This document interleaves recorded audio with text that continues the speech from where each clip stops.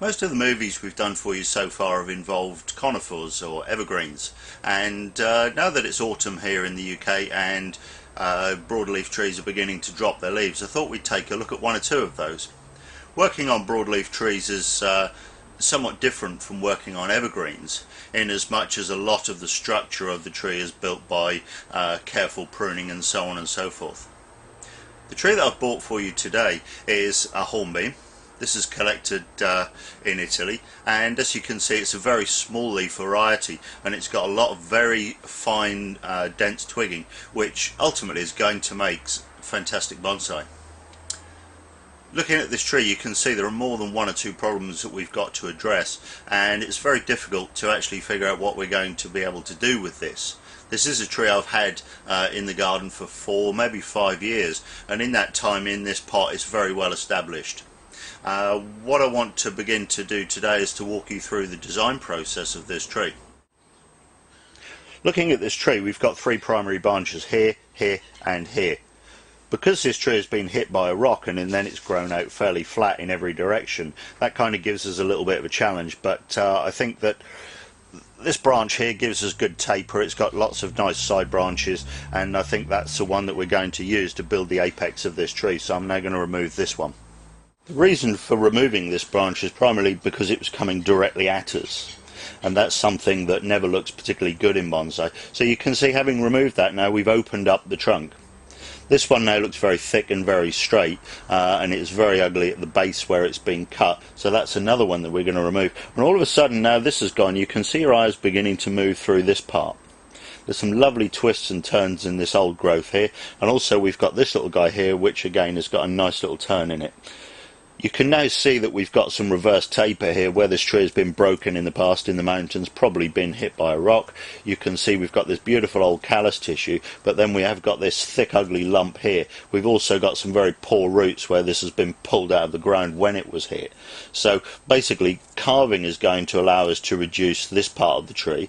Removing this and also carving part of this lump is going to begin to improve the taper, and then working these roots down to something fairly small and insignificant is going to improve the movement much more. Then I'm going to show you an interesting technique on how to bend this branch to bring it more upright, to give the tree a little bit more height, therefore better movement, because a parallel line in a branch like this never looks good when it's parallel to the surface of the pot. So having moved this up, we're then going to be able to use wire in the conventional way to rearrange all these lovely small twiggy branches to be able to build a nice triangle, which will give us the basis of a very attractive bonsai.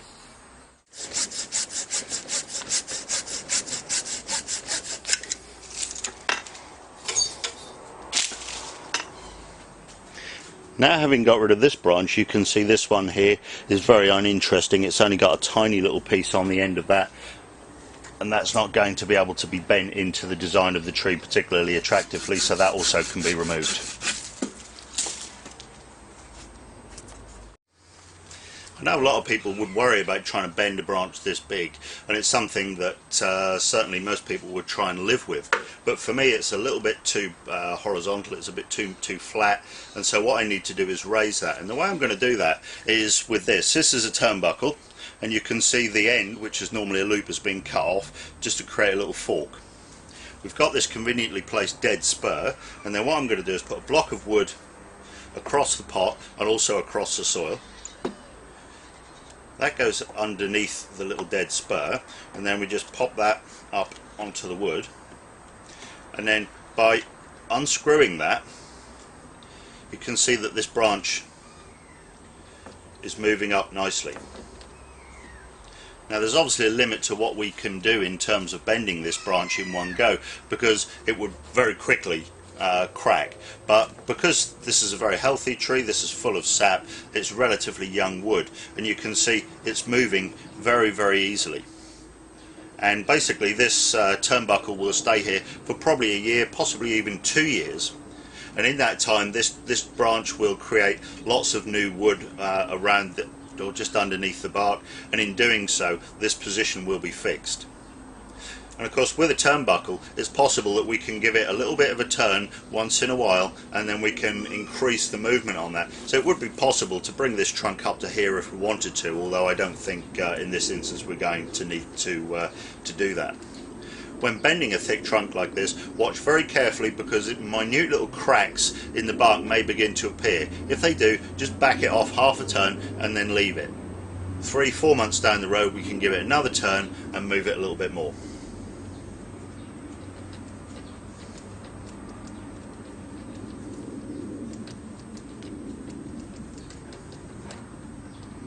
So you can see from this gap here, I've already moved this branch probably nearly 2 inches.